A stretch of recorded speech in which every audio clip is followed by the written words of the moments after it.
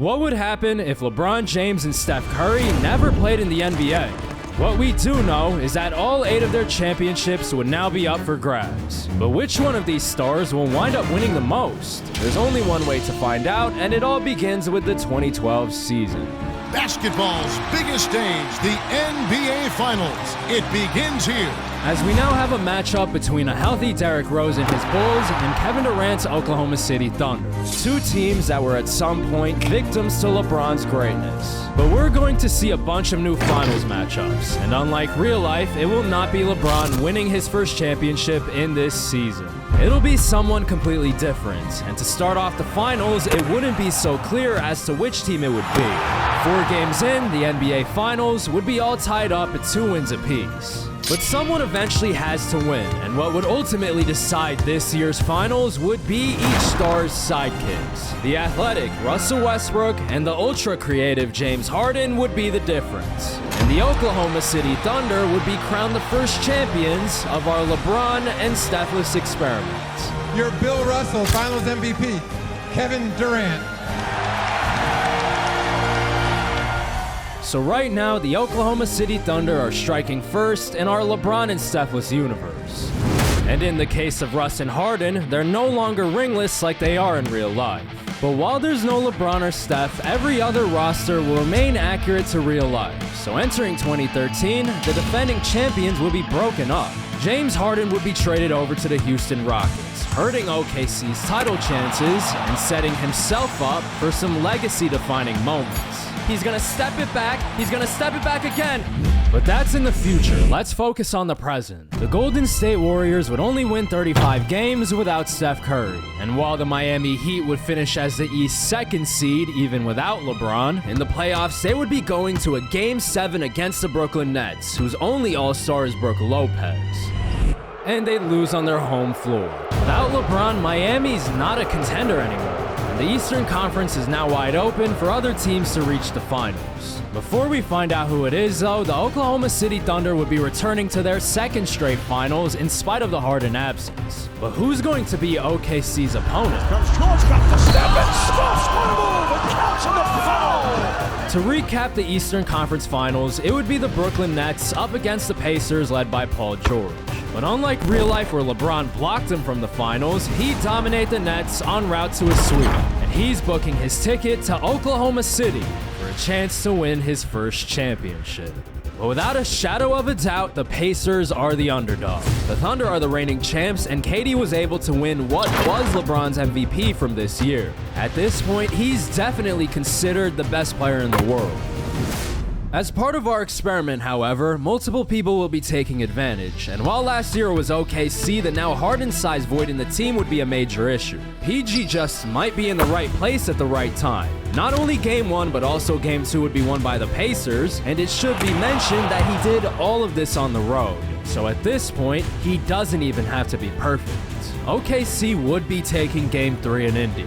But with a Pacer victory in Game 4, unbelievably, PG is up 3-1.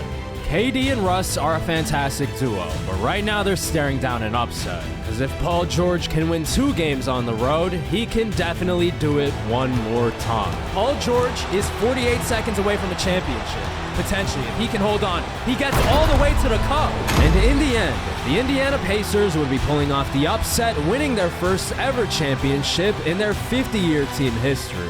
And after taking advantage of LeBron's absence, is Paul George the greatest Pacer ever? That's for you to decide. But just by removing LeBron and Steph, we are going to see a bunch of new champions. And to really illustrate how crazy the league is, let's jump right into the 2014 Finals, where we'd be seeing yet another different matchup. The Houston Rockets, led by James Harden plus Dwight Howard, and the New York Knicks, featuring Carmelo Anthony. At this very moment, however, Harden's the only one with championship experience, and we just saw how his absence in OKC affected him, so it's no surprise he'd be taking Game 1 at home. But in comparison, what Carmelo has is the desperation knowing that he's getting older and that this may be his only chance for a ring. So despite the deficit and the fact that he's the underdog, he turned the series around to go up 2-1.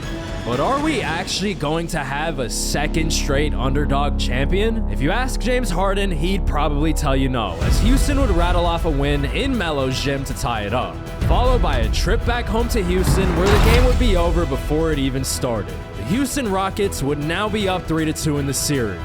James Harden is now 1 win away from title number 2. However, unlike the last couple finals where each team won relatively convincingly, we'd be getting our closest finals yet. As in Game 6, Melo would lead his squad to a very fitting 7-point lead with less than 3 minutes to play. A win here for New York would be a huge momentum shift going into a Game 7. Melo can win his first chip, and the team can break their 50-year title drought. But on the other end, there's a former champion leading his own team and creating his own story. And at this very moment, he could be writing his greatest chapter yet. James Harden in the Garden. Houston is up 3-2, but they're down in this game by 7. He breaks Iman Shumpert, and he hits the 3. Game 6 is off to a hot start, 106-110. Houston needs a stop here. Carmelo Anthony with the ball, the pass down to Stoudemire. Stoudemire with the fadeaway. It's rebounded by Howard. MSG crowd is going crazy. Harden trying to silence them. He's driving to the basket, the layup, and he's fouled.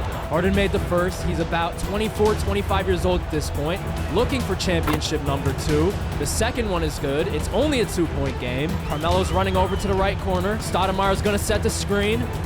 Felton with the ball, nothing happening. It's stolen by Houston. The pass over to Harden again on the wing, guarded by Shumpert.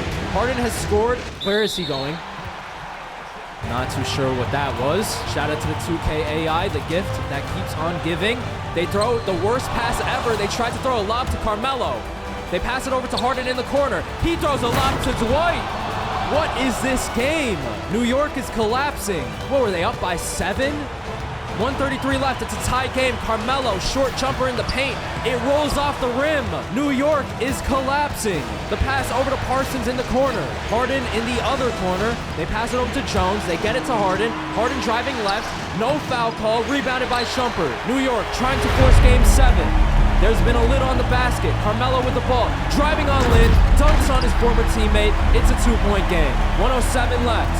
James Harden with the ball. The only person on the court with a championship. 58 seconds left. The screen by Howard. Playing with some pace. Driving to the basket. And he's fouled again. First free throw by Harden is good, and the second to tie it up. If he pulls this off, his resume is going to be stacked. The second is good. New York is going to call a timeout. We had the Indiana upset last year, and now some chaos in 2014. Carmelo with the short jumper over Parsons. It's going the other way. Houston's calling a timeout now. They're going to try to find Harden. They don't get it to him. They hit Jeremy Lin, who's wide open in the corner. Rims in and out and back in. Houston takes the lead. Jeremy Lin against his former team. 40 seconds left on the clock. Carmelo now driving to the basket. No foul call. A lot of contact in the lane. Chandler Parsons going to bring it up the court. Iman Shumpert, he's going to reach in and foul him. Chandler Parsons' first free throw is good. And the second to put Houston up by 3 is off. The door, after all that, is still wide open for New York.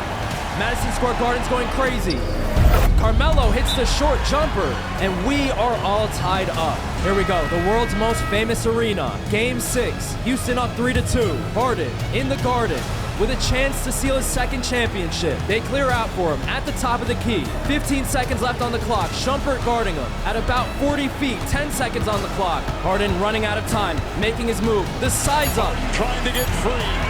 Down to 3, down to 2. It's a 3. Good! Good! And James Harden will be walking away with his second title and first Finals MVP, while also stifling the hopes of an entire city. There's a very realistic chance that he benefits the most from LeBron and Steph's absence. Because as we enter 2015, this was Steph Curry's MVP year, and the Warriors won the title. But in his absence, Harden would be keeping his performance from the finals up, becoming the league's most prolific three-point shooter, as well as winning his first regular season MVP and eliminating the Warriors from the playoffs. Klay Thompson's averaging 28 points per game, but it's not enough without his other splash brother. However, before we see if Harden repeats, let's check out East, where the now LeBron-less Cavs would be up against the Atlanta Hawks, another team that was on the losing end of his dominance. Like you. Like, what was your issue when you pushed LeBron, bro? Why you do that? He was losing. I'm a sore loser.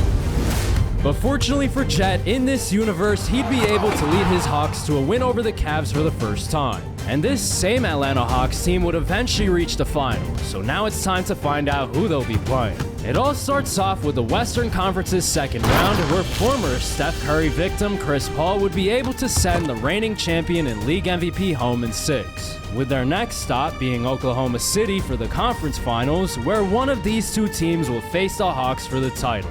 But while this series would appear to be even, it would be Westbrook as the better of the two-star guards, and thus OKC would be advancing in 6 to make it to finals number 3. And with it, the duo can now win championship number 2. I played the best defense, the hardest defense I ever played in my life. Drives down and throws it down. Wow. Bro, I swear to God, I played, so I never played this hard. Rush! Throw it down. Teams after the game came to me and said that's the best defense I ever played. KD at 44. And the Oklahoma City Thunder are your new NBA champions. So with KD and Westbrook's second championship, no matter what happens next, they're going to be seen as one of the best duos ever. And it's worth mentioning, they've also redeemed themselves from their earlier loss to Paul George. But there's even more stars waiting to get in on the action, and with no Steph or LeBron, certain legacies are going to change. So with all that being said, it's time to move on to 2016, where the regular season would have some interesting storylines. First off, in the absence of Curry, there's no clear answer as to who's the best shooter in the league. James Harden would be the MVP again, taking an insane volume of threes, but Damian Lillard would be the player with the deepest range probably ever. Don't forget about Kyrie though, who without LeBron is the MVP runner-up, shooting plenty of flashy threes himself. And last but certainly not least, we have Klay Thompson, who shoots the highest percentage of them all. But we can't forget about the void left by LeBron as well, as certain narratives have also changed from real life, namely KD as a 2-time champion and league's best forward, with Paul George no longer ringless at number 2. However, that leaves Kawhi Leonard as the odd man out, as the Spurs haven't won a championship with him just yet.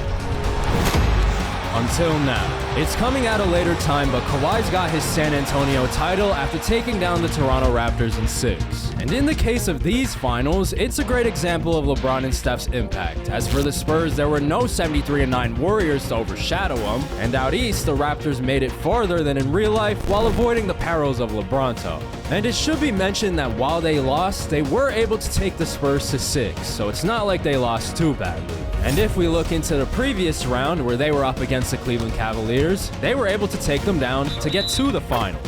So while they couldn't defeat Kawhi, they're definitely the team to beat out east. But as we enter the 2017 season, we first have to mention that the KD and Russ duo is coming to an end, with Durant heading to Golden State. However, because the two won a couple championships together, they do remain on good terms, and KD's still loved in Oklahoma.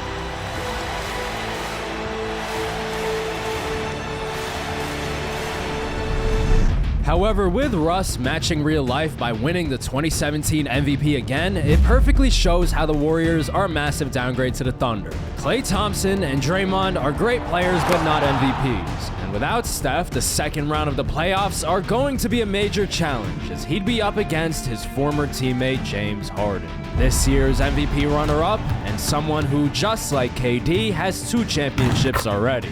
However, while it won't be easy, you can't fully count the Warriors out, as KD would lead his squad to a Game 1 win. And while Harden would respond with a win in Game 2 as well as Game 3, KD would bounce right back and take 2 more of his own.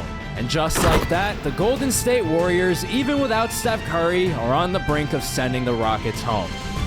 However, with one of the league's clutchest players on the other end, this one is far from over. And in any close game, he can't be counted out, as in Game 6, facing elimination, the Rockets would be down by 3 with just 2 minutes to play. Despite 32 points by Kevin Durant, the Warriors are barely holding on to a lead that would certainly be larger with Steph. But because of his absence, what would normally be a very easy closeout is now much more complicated. And if the Beard can extend the series, he'll have all the momentum for a potential finals push. Houston trying to force Game 7 on the road. Golden State can advance to the conference finals with a win. They just have to hold on for 2 minutes. No Steph, but they might be able to do it anyways. Harden with the pass out to Capella with 6 seconds on the shot clock. Somebody on Houston's gonna have to take a shot.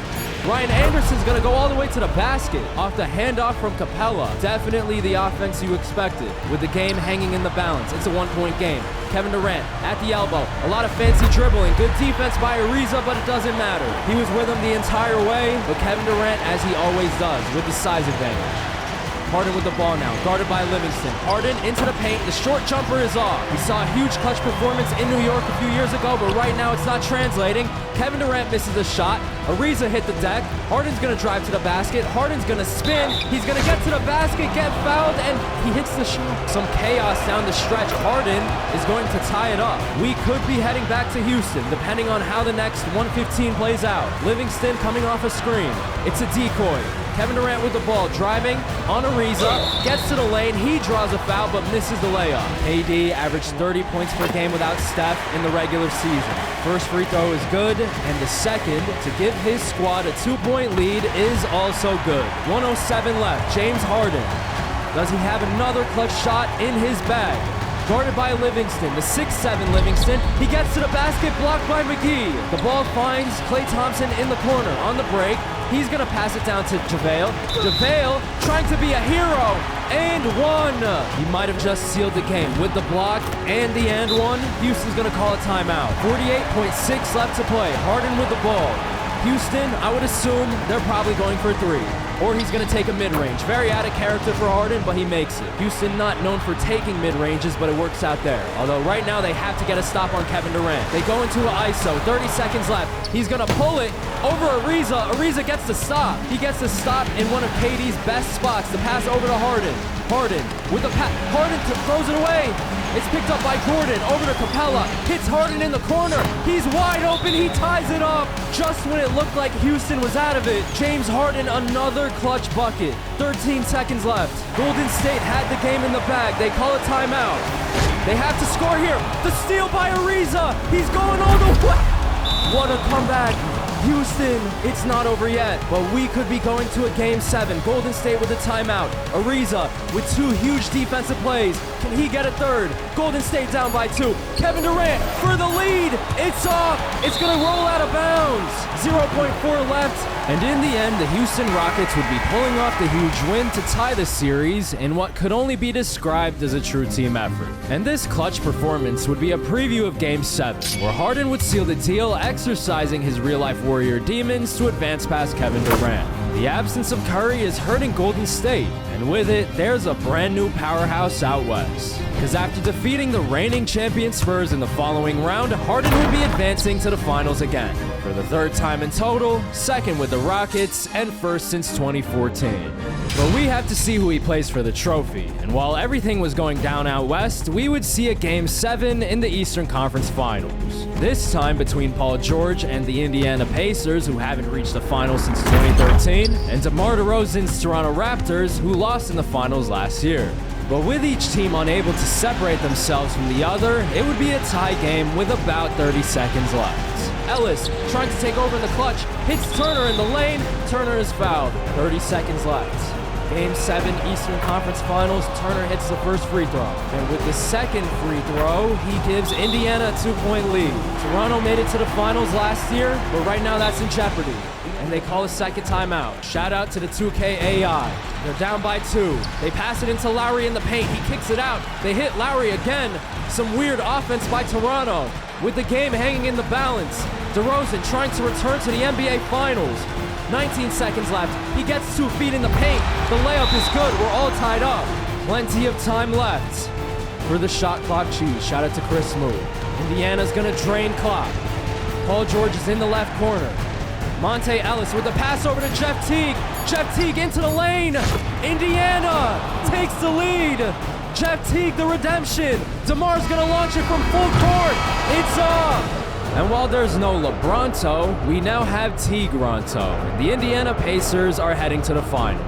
But as mentioned earlier, Harden's waiting for him, and as it's been for the majority of our experiment, it would be the Western Conference with the advantage over the East, with the Rockets protecting home court by taking games 1 and 2. But there's a reason why PG's the only Eastern representative with a title in this experiment. And with a couple more games and the help of his teammates, the Pacers would close the gap. tying it all up and setting the stage for a crucial Game 5 in Houston. Everyone is watching as this thrilling NBA Finals series comes to a Game 5. It's anyone's game, and either of these teams could walk out tonight one step closer to the World Championship. And not only would it be one step forward, but it would be two for the NBA's newest powerhouse, as after winning Game 5, the Rockets would go into Indiana and keep the game close. So while they would be down with about a minute left, they would have the momentum to turn the game around. Teague with the defense. Oh my God, it's stolen by Trevor Ariza. Trevor Ariza is different. I literally have never seen a role player step up in the way Trevor Ariza has stepped up in this season, in the jump-ins. 40 seconds left. Paul George with the ball, trying to do something. He misses a shot. It's not looking good for Indiana. Houston could be winning another championship. They hit Capella in the paint. Capella's gonna dunk it. I am in shock. Houston holds on. Harden's the Finals MVP, but Trevor Ariza needs some kind of trophy. Here we go. Paul George with it. Guarded by the man himself. 22 seconds left. Screen by Turner. He's gonna pull up. Wide open. He misses another shot. And in the end, the Rockets would be winning another title. For Harden, it's number 3, and it may be one of the best playoff runs we've ever seen, as he was able to take down Kevin Durant, Kawhi Leonard, and Paul George in a single playoff run. With no Steph or LeBron, so far it's James Harden benefiting the most. Oh, and they've done it!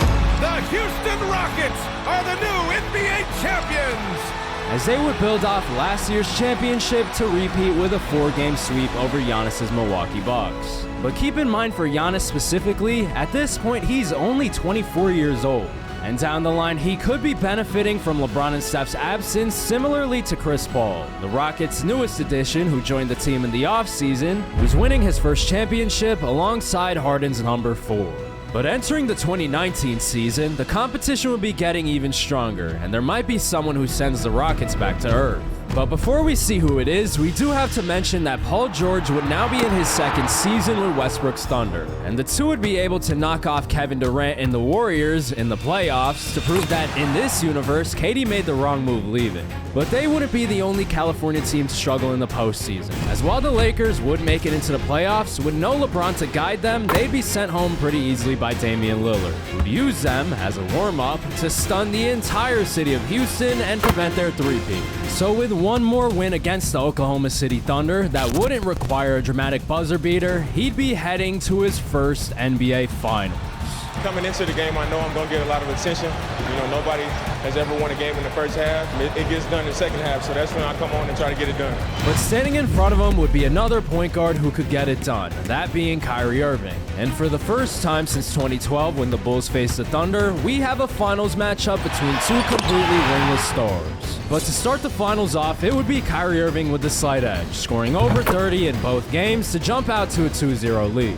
He doesn't have that 2016 championship, but right now he's on the right track. But as the series shifted to Portland, we'd see Dame rain on the threes, score from everywhere, and eventually tie the series up. And with that newfound momentum, he would head into Boston and take a third straight game. One that he wouldn't have time to celebrate, as Kyrie would head right back into Portland to tie it all up and send the 2019 NBA Finals to a Game 7. No matter who wins, this will go down as the greatest point guard scoring duel ever. And with both stars averaging over 30 for the playoffs, it's sure to come down to the wire. Cause with less than 4 minutes to play, both teams would be separated by just 4 points, with Portland barely hanging on to the lead, giving Kyrie the chance to win his first chip in the absence of LeBron, and Dame the chance to capitalize with no Steph Curry out west. Dame with the ball, he's gonna pull up off the screen. He hits it right on cue. Boston going the other way, they hit Kyrie. Can he respond? He passes it over to Tatum. Tatum's trying to drive. He passes it right back out to Kyrie with 10 seconds on the shot clock. The crossover, the step back from the mid-range, it bounces off the rim. Evan Turner with the ball doing a lot of dribbling, over to CJ, over to Dame. Dame driving left between the legs. Dribbling it back out. He's gonna shoot it over, contested, and he hits it. He stretches the lead to 9.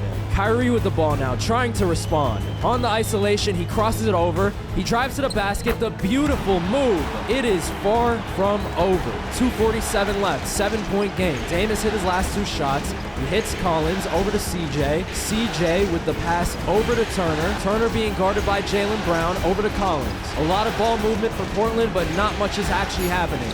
The pass over to Evan Turner at the free throw line. Sizing up Brown, he misses the shot. Kyrie with the rebound looking to push. 2:20 left. At the top of the key, isolating again. Dame is on him. He's driving right into Dame's chest. Dame is fighting. Kyrie in the lane. The layup is up, and he's fouled. As you would expect, he made the first free throw, and the second one, of course, is in. Kyrie just got rewarded for attacking the basket. It's CJ on the other end. Another isolation. He's gonna pull up over Rozier. It rims in and out. Kyrie's looking to push again. Now guarded by Evan Turner. The crossover. Good defense by Turner, who has a size advantage.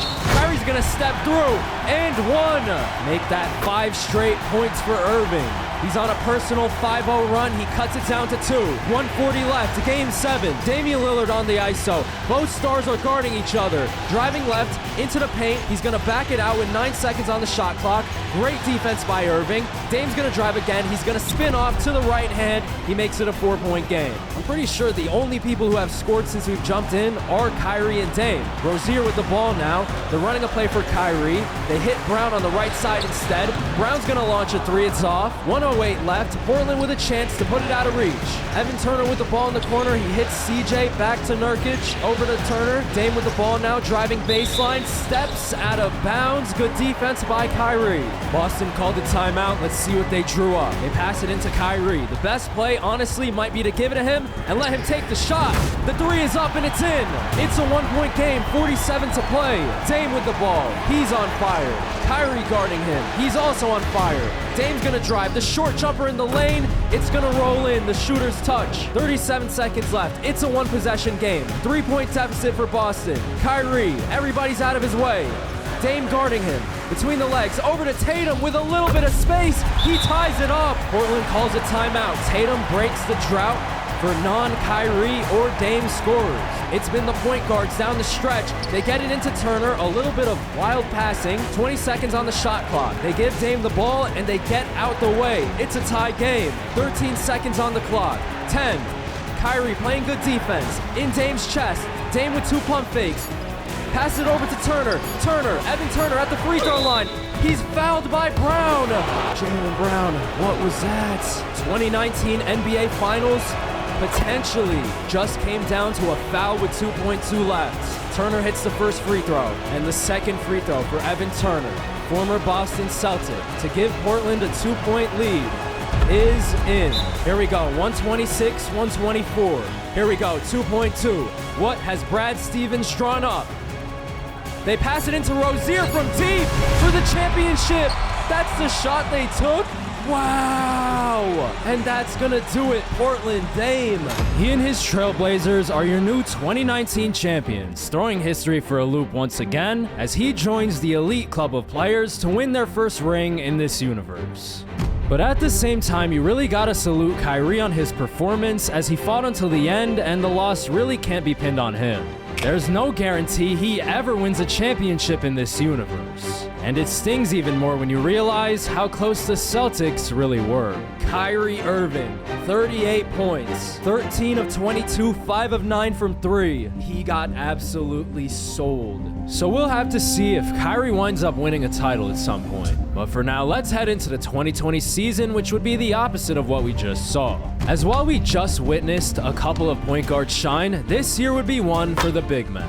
In third place for the MVP would be Joel Embiid. Right above him would be Anthony Davis as the runner-up, who would average career highs everywhere to carry the Lakers roster without LeBron. But alone at the top would be someone who used his prior finals failure as motivation to have his best season yet. It's a wrong question. There's no failure in sports. As Giannis would not only be winning this year's MVP, but also the Defensive Player of the Year award, just like real life.